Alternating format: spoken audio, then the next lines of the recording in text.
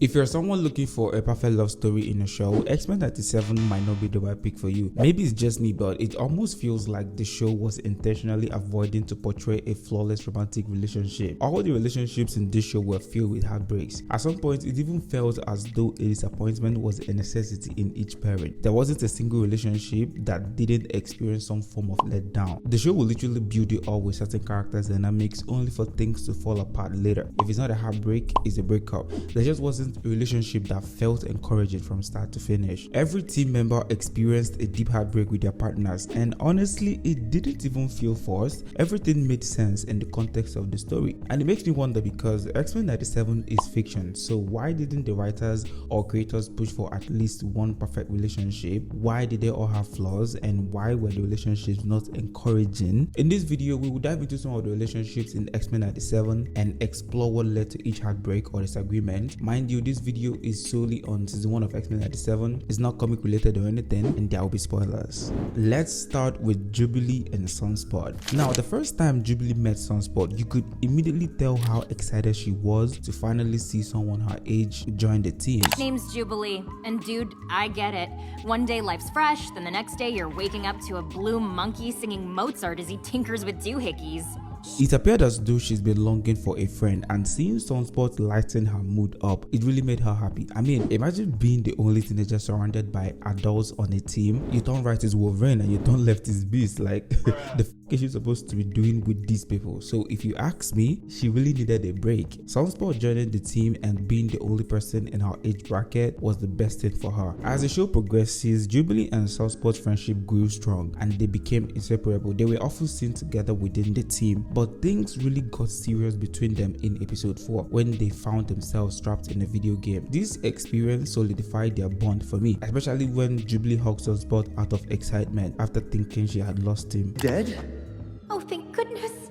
I thought I lost you. At this point, as viewers, we were slowly starting to root for them as a couple. So when they shared their first kiss outside the video game, it felt natural. From this moment, they became a thing. Jubilee showed a lot of support for Sunspot, encouraging him to join the X-Men and helping him find courage to open up to his mother about his mutation. You could just say they are bonding quite well until the writers decided to tear them apart when Sunspot joined Magneto. I mean, did they really have to ruin this couple? Magneto made an offer and Sunspot chose to join him without even considering how Jubilee might feel about it, even after she tried to stop him. Roberto. What's left here? Me. That decision completely broke Jubilee's heart. However, Sunspot's feelings were valid to join Magneto. Let's put that out there, because his family turned their back on him when he needed them. But the point here is that he let Jubilee down with that decision. He broke her heart because Jubilee thought she was important enough to influence Sunspot's decision, but Sunspot said, "Bitch, you thought," and that crashed their relationship. In the case of Beast and Miss Tilby, yo, I literally thought this 4-ball here has finally found love and a genuine connection with this beautiful lady with an amazing career. But that new forming love crashed before it even started because Bastion happened. But then it's important to note that the show had already low-key crashed their relationship with just a minor conflicting misunderstanding before that. Let's go back to the first time we got a hint of their potential relationship. It was in episode 7 during the aftermath of the Genosha massacre. We saw Miss Tilby reaching out to Beast, expressing her grief over the tragic events. It was in this moment we realized that something was brewing between the two. Some might argue there wasn't much going on, but trust me, there definitely was. If you remember in episode 5, Beast lost it when Miss Tilby complimented him. Well, I am just as flattered to be sitting with a renowned scientist such as yourself, Dr. McCoy. Blue blushes too, my dear. You could see how my guy was blushing from just a compliment. And this is not your normal excuses. Miss Tilby needed a personal time with this man behind the cameras. She even held his hand and spoke to him softly. Who does that unless there is something deeper? Walk with me. Would you like that? Please. And also, out of all the X-Men in this scene, why did she choose Beast? It just can't convince me nothing was going on between these two guys. But then this new developing relationship came crashing after a little misunderstanding. Miss Tilby unknowingly made a comment about how mutants pleading for human tolerance was kind of like a mistake. Normal people won't accept mutants if they feel threatened. That fear is the whole issue. Beast misunderstood her, but then you can't really blame him given the timing, because that comment came just at the nick of time when the X-Men were still processing the tragedy of the Genosha massacre and they were still looking for answers. Perhaps the professor's vision for the future was too nearsighted, and begging for your tolerance was our first mistake. No, that's not what I was saying. But it is what you mean. Miss Tilby felt bad for her comments and she took responsibility for it. She even went as far as quitting her career, which I don't agree with, because why should she have to do that? No more yellow journalism for me. She came back to apologize to Beast, which was a kind gesture, but just as things seem to have gone back to normal between them, Bastion activated his Prime Sentinels and the apology quickly turned into a battle. You spoil his surprise. Miss Tilby's comment had already hurt Beast, and that is a letdown. And just when things were about to be patched up between them again, she accidentally ended up breaking his finger. Now that is a double homicide. When it comes to Professor Charles and Empress Lilandra, first off, let's address the fact that Professor Charles had us all thinking he was dead, but the whole time he was out in the cosmos playing love games with the Empress of the Sheer Empire.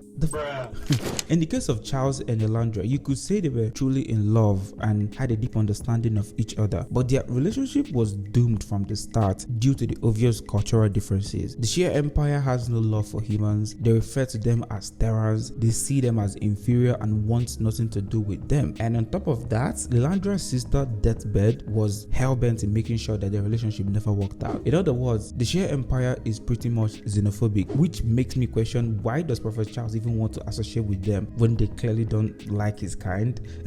I guess love makes you do crazy things. Charles and Lilandra definitely loved each other if you ask me, but their relationship felt a bit transactional to me. Lilandra had her own agenda. She wanted Charles to be the educator that will teach the people of Kree about the ways of the Sheer Empire once they conquer them, and that is one of the reasons why she's choosing to keep Charles by her side. Meanwhile, Professor Charles was hoping to return to Earth and reconnect with the X-Men, but Lilandra wouldn't allow him just because she feared that if he goes back he wouldn't return. But here she's maxing it with concern for his well-being, telling him it was time to live a life of his own. Stop the cap.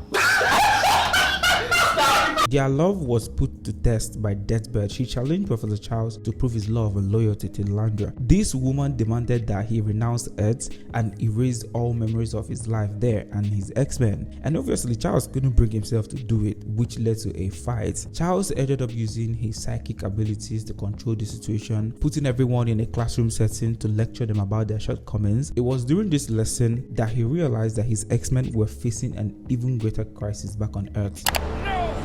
They were dancing, drinking wine, making love!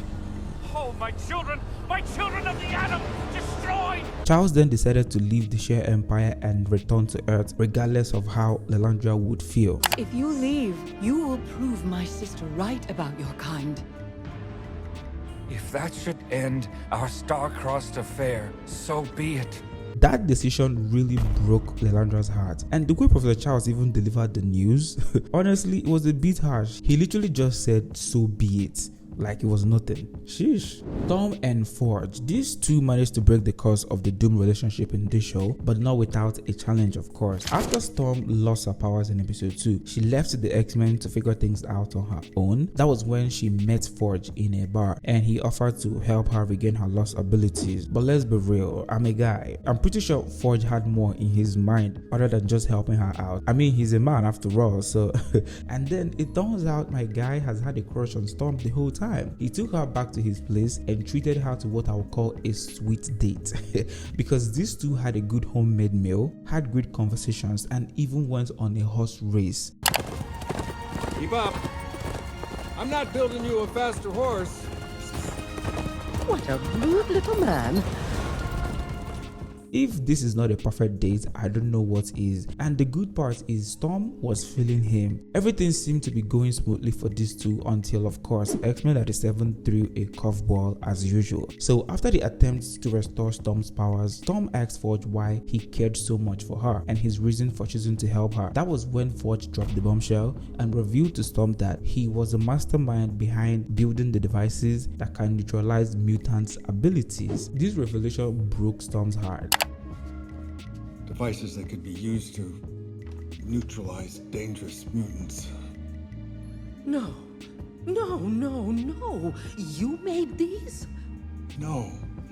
This was a huge blow for Storm because indirectly Forge was responsible for her losing her powers. Again, I asked, must every relationship in this show involve a heartbreak? But what I appreciated about Storm and Forge is that unlike the other pairs we've discussed, Storm and Forge didn't allow this letdown define their relationship. They were able to move past the hurt and they are still going strong in the show so far. So I guess we'll have to wait and see how things unfold for them in the future seasons. As for Jean and Cyclops, these two are a little complicated because it's just a whole lot to unpack with them. They've gone through not just one but two major heartbreaks in a weird way in this show. Jean and Cyclops had been couples for a very long time in the franchise, we all know this, but that did not stop the heartbreak curse from hitting them hard. In X-Men 97 we saw some interesting twists to their relationship, but they also did not define their relationship just like Storm and Forge. The first major heartbreak for them came when Madelyne Pryor, who was Jean before, was told that she was a clone of Jean Grey. She expected Cyclops to stand up for her and dispute the claim, but my guy stood there speechless and heartbroken. That really crushed Madelyne Pryor's spirit. It was a heartbreaking moment considering they've been together for a long time and even have a son together. You would think that Cyclops would try to counter it instantly, but he did not. And because of that, and with the real Jean Grey now in the mix,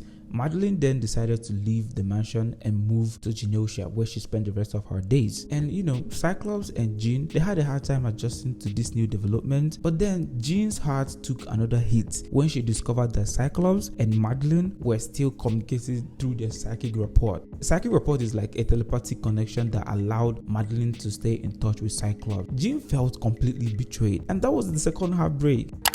Don't tell me! You can explain! Jean! If you'll excuse us, Madelyne. Something wrong, Miss Pryor? But despite these challenges, we saw them working on their relationship as well as their bond with Cable as the show progressed. So yeah, I guess.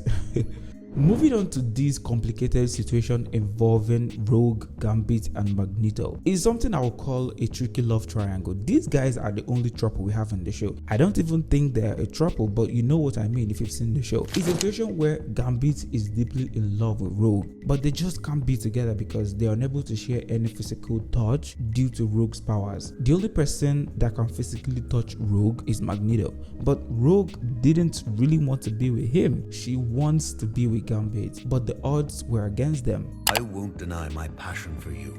As with Gambit, loving you makes broken men whole, so that even as you deny us, our heartache is not in vain.